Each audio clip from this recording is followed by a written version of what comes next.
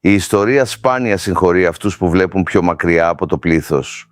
Ο Θεμιστοκλής ήταν ο άνθρωπος που κυριολεκτικά έσωσε την Ελλάδα.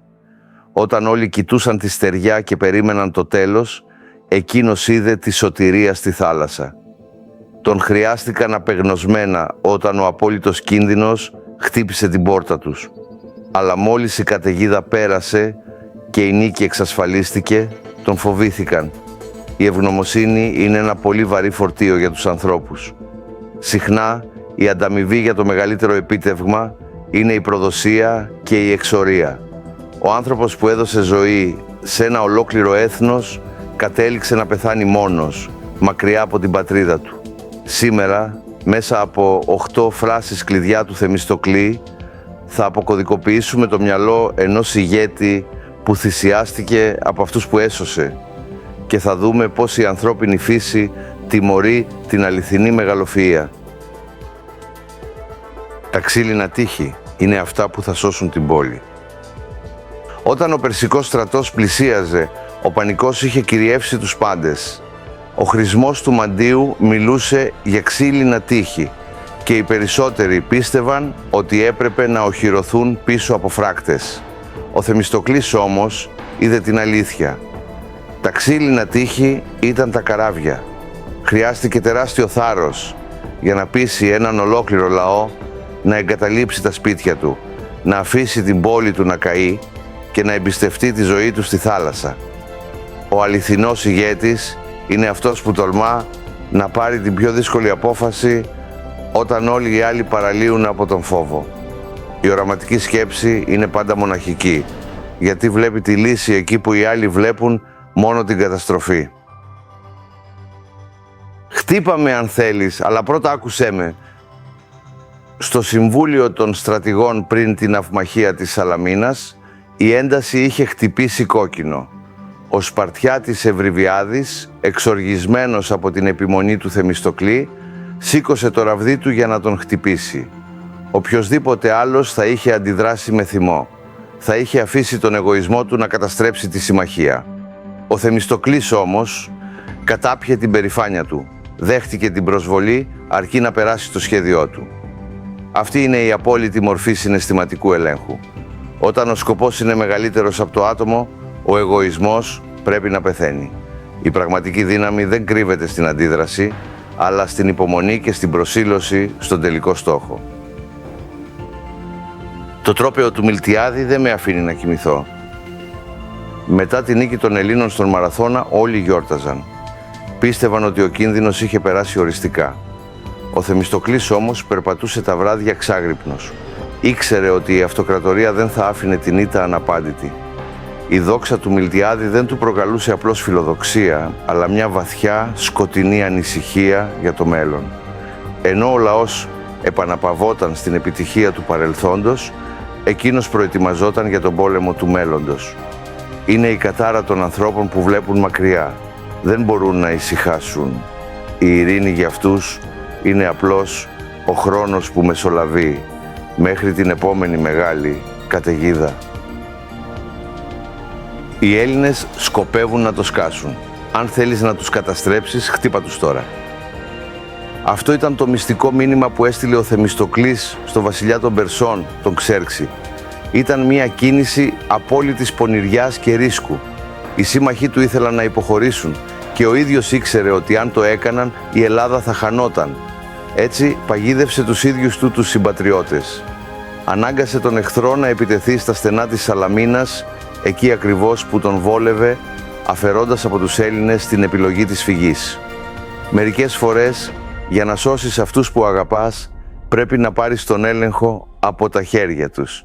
Πρέπει να γίνεις αδίστακτος για να εξασφαλίσεις την επιβίωσή τους. Μοιάζω με τα μεγάλα δέντρα. Όταν βρέχει, τρέχετε κάτω από τα κλαδιά μου για να σωθείτε, αλλά όταν βγει ο ήλιος, μου κόβετε τα φύλλα. Αυτή η φράση συμπυκνώνει όλη την πικρία της ανθρώπινης αχαριστίας. Όσο ο Περσικός στόλος απειλούσε την Αθήνα, ο Θεμιστοκλής ήταν ο απόλυτος σωτήρας. Τον παρακαλούσαν να βρει τη λύση. Μόλις όμως η ελευθερία εξασφαλίστηκε, η παρουσία του έγινε ενοχλητική. Η μεγαλοφυΐα του θύμιζε στους άλλους τη δική τους μετριότητα. Ο λαός δεν αντέχει να χρωστάει την ύπαρξή του σε έναν μόνο άνθρωπο. Έτσι άρχισαν να τον συκοφαντούν, να τον φθονούν και τελικά να τον απομονώνουν. Είναι ένας σκληρός κανόνας της ζωής. Οι άνθρωποι χρησιμοποιούν τους δυνατούς στην καταιγίδα και τους καταστρέφουν στην καλοκαιρία. Παιδιά μου, η καταστροφή μας ήταν τελικά η σωτηρία μας. Εξόριστος, κυνηγημένος από τους Σπαρτιάτες και τους Αθηναίους, ο Θεμιστοκλής βρήκε καταφύγιο στην αυλή του μεγαλύτερου εχθρού του, στην Περσία. Εκεί, ο βασιλιάς Αρταξέρξης τον υποδέχτηκε με τιμές που η δική του πατρίδα του στέρισε. Του έδωσε πλούτο, εξουσία και σεβασμό. Η ηρωνία της μοίρας είναι αμήλικτη. Η πατρίδα που έσωσε του πρόσφερε τον θάνατο. Ο εχθρός που κατέστρεψε του πρόσφερε τη ζωή. Η φράση αυτή δείχνει την απόλυτη ανατροπή. Πολλές φορές αυτό που μοιάζει με το τέλος του κόσμου, η απόρριψη και η εξορία, είναι το μονοπάτι που οδηγεί σε μια νέα απρόσμενη γαλήνη. Προτιμώ για την κόρη μου έναν άνθρωπο χωρίς χρήματα παρά χρήματα χωρίς άνθρωπο. Παρά τη φήμη του ως ανθρώπου φιλόδοξου και διπλωμάτη, ο Θεμιστοκλής γνώριζε καλά τι έχει πραγματική αξία. Όταν ήρθε η ώρα να επιλέξει σύζυγο για την κόρη του, αγνόησε τα πλούτη και την επιφάνεια. Είχε δει αυτοκρατορίες να βυθίζονται σε μία μέρα. Είχε δει αμύθιτους θησαυρούς να χάνονται στον βυθό της θάλασσας. Ήξερε ότι το χρήμα, η δόξα και η κοινωνική θέση είναι ψευδαισθήσεις που μπορούν να εξατμιστούν σε μία στιγμή. Το μόνο που μένει όρθιο όταν όλα γύρω καταραίουν είναι ο χαρακτήρας. Η ακεραιότητα και η δύναμη της ψυχής είναι το μοναδικό αληθινό κεφάλαιο σε αυτόν τον κόσμο. Είναι προτιμότερο να πεθάνω παρά να προδώσω την πατρίδα που με εξόρισε. Το τέλος του Θεμιστοκλή είναι ίσως η πιο τραγική πράξη της ζωής του. Ο Πέρσης βασιλιάς του ζήτησε το απόλυτο αντάλλαγμα για τη φιλοξενία του. Του ζήτησε να ηγηθεί του περσικού στόλου εναντίον της Ελλάδας, εναντίον της Αθήνας που τον είχε διώξει. Είχε κάθε λόγο να εκδικηθεί, είχε κάθε δικαίωμα να ισοπεδώσει αυτούς που τον πρόδωσαν. Κι όμως δεν το έκανε. Σύμφωνα με την παράδοση, προτίμησε να πιει δηλητήριο και να βάλει τέλος στη ζωή του. Μπορείς να εξορίσεις έναν άνθρωπο από την πατρίδα του, αλλά δεν μπορείς να ξεριζώσεις την πατρίδα από την ψυχή του. Η ιστορία του Θεμιστοκλή δεν είναι απλώς μια αφήγηση στρατιωτικής ιδιοφυΐας. Είναι ένας σκοτεινός καθρέφτης της ανθρώπινης φύσης. Αποδεικνύει περίτρανα ότι η κοινωνία λατρεύει τους ήρωες μόνο όταν τους έχει απόλυτη ανάγκη. Όταν ο κίνδυνος περάσει, το φως του σωτήρα τυφλώνει τους μετρίους. Τον χρειάστηκαν για να επιβιώσουν και τον έδιωξαν για να μην νιώθουν κατώτεροι. Όμως, η αληθινή αξία ενός ανθρώπου δεν μετριέται από το πώς του συμπεριφέρθηκε ο κόσμος, αλλά από το τι άφησε εκείνος πίσω του. Ο Θεμιστοκλής πέθανε εξόριστος, προδομένος από αυτούς που έσωσε.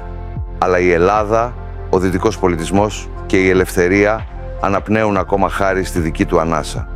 Η μεγαλοφυΐα, στο τέλος, πάντα πληρώνει το βαρύ τίμημα της μοναξιάς.